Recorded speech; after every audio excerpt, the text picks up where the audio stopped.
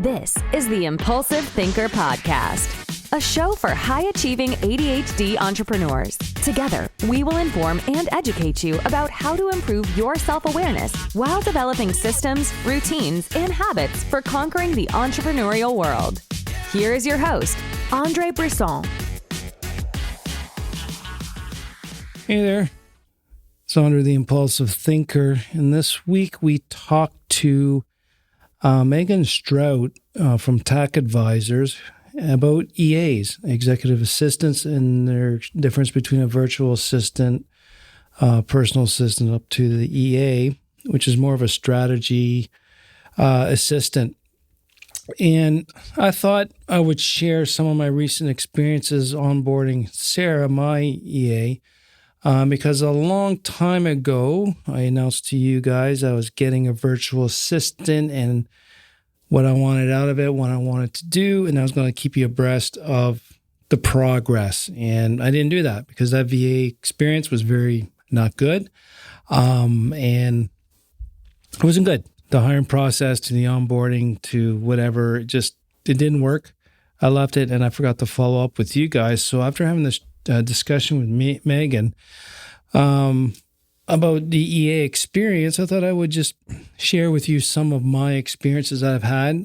The one thing was Megan did say, pay properly for an EA or an assistant. Pay for what you want. So for me, I needed someone that can do the strategic part, be able to take, like one example says, run an event, or like in my case with the ADHD Transformation Journey program was, hey, can you upload all this information, put the content into the course program, and at the same time maintain contact with the clients? And she was doing that. I didn't have to explain to her which emails to send her or the timing.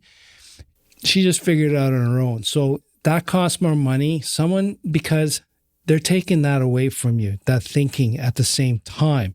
Now, with time, you have to build trust, which is a big thing. For me in the past, it was very hard to trust people because of my own trauma that I was keeping inside of me and the experiences I had about working in the entrepreneurial world, hiring other people. Just the past made it very hard for me to trust new people, as well as my trauma from the past really made it hard to trust people. So you got to build that trust, and it's not the next day. So it took 6 to 8 months for me to start trusting her. That the biggest thing about the trust was that if she was not aware of what she could or could not do, she would let me know. So I don't really care if they don't do exactly. It's just I care most and trust people more when they actually ask questions when they don't know, not just assume and go ahead. And that kind of stuff frustrates me, no matter, not just with my EA or whatever. It's just, I just want to know that you're going to ask a question when it doesn't make sense and to let me know so we can course correct now versus find out later that's just completely off the wall and off the mark and we got to backtrack a lot, especially when it makes me look silly, which is still something I'm working on so I don't get into shadow behavior with my print or even any of my strengths. So trust and just pay for it. Because here's the other thing. Me booking my hotels, me booking my flights, me trying to figure out which flights to do, that'll take 3 or 4 hours, okay?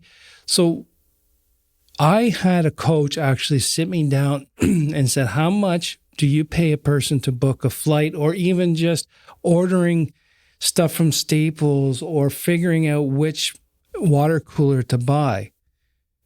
You know, that's X amount of dollars. You would pay someone X amount of dollars an hour to do that. So when he turned around and looked at me and says, how much money is your billing rate or how much money can you earn in an hour if you didn't do that?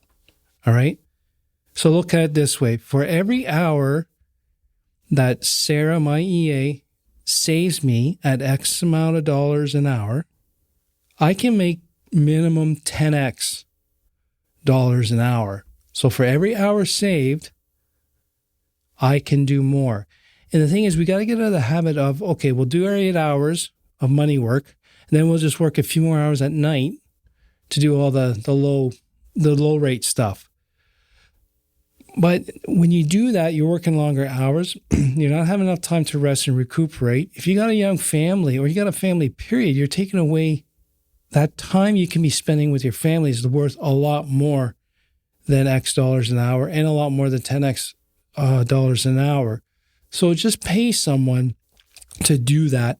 And at the same time, that frees you up more time to do what you like to do, relax at night, do hobbies, spend time with your family, go play hockey, do whatever that you enjoy to do and have your weekends to yourself. So it is a money thing.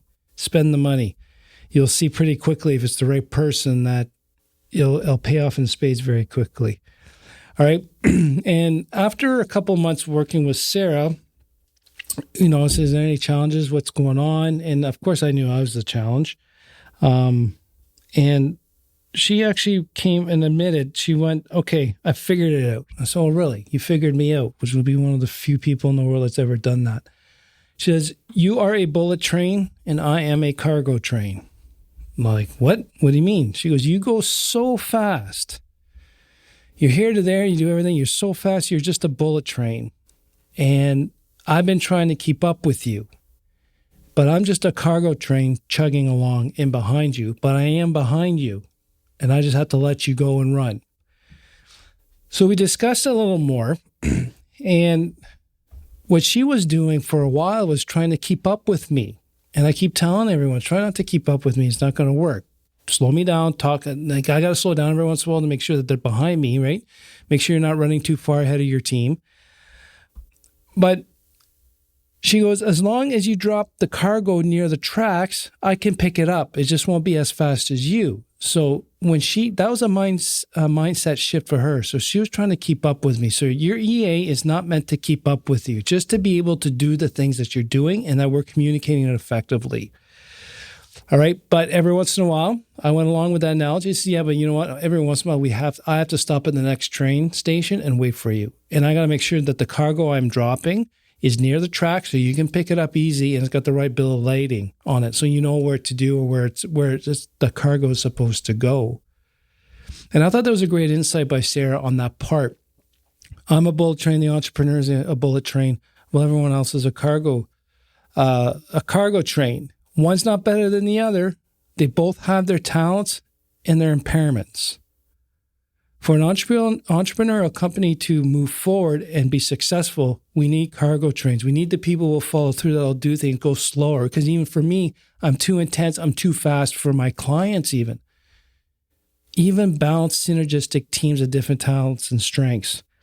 And you hire people to take over your weaknesses. And that's what. So that's where I really liked it. I'm a bullet train. She was a cargo train. Make sure the bullet train stops at the station every once in a while to wait for the cargo train to show up to make sure everything's working properly and that the system's working well.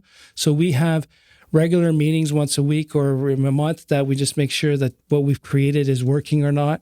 And then I can keep going as long as I'm dropping my notes, my delegations near the track with the proper bill of lading, that she's going on the right rail and she knows what she's doing. And so to have that said, constant discussions and check-ins is always good to let her know. And like Megan said very well, is like, you've got to be specific on your feedback.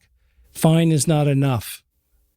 That is acceptable because blah, blah, blah, blah, or I prefer it to be better or improve because of this, because of that. And I'm always big about that. When I'm doing delegations, I always explain the why we need to do this and what I'm looking for at the end. So a couple other things I started doing, or actually, no, she recommended, and I really like this idea because this is one of those things, well, I can do it. I got a bit of a control freak, but it helps a lot. So one is I'm letting my EA follow up with requests. I'm letting my EA reply to emails about people requesting my time. I say yes or no to the person requesting or what time frame, and then she takes it from there. I don't have to worry about it anymore after 9 months. If I ask her, she doesn't come back with a question, it's done. It's in the calendar. I don't even care anymore when it is or why it is. Having your EA run your Zoom shares. So if you're sharing any photos, presentation slides, that they control that aspect. They control the technology while you do your job of presenting or selling.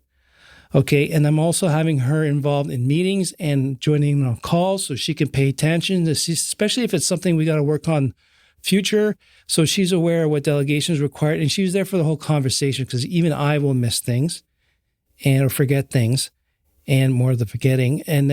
But then she's there for the take actions. I don't have to re-explain that to her or rewrite it for her. She's there and we can just move on. It's more efficiency. So yes, it's X plus 10X an hour there. But if that saves me an hour afterwards to explain all that stuff, it pays off in spades and they got the context. So I thought I'd just share my experience with having the EA. It's getting close to a year now. It's really positive. Still challenging to let go of having to do it all. But in the end, it's about trust, spend the money, and we'll talk to you soon. The ADHD transformation program has launched and it's working. Clients are saying it's changed their lives and I am their ADHD hack. So go to tacticalbts.com/ATJP for more information. I want you to join and learn your own ADHD vocabulary and to learn that you're not stupid and we can make you work effectively.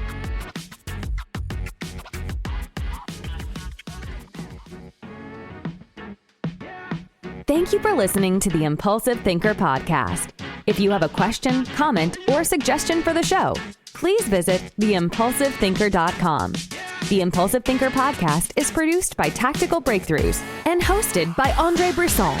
Remember, ADHD is only a part of you, not all of you.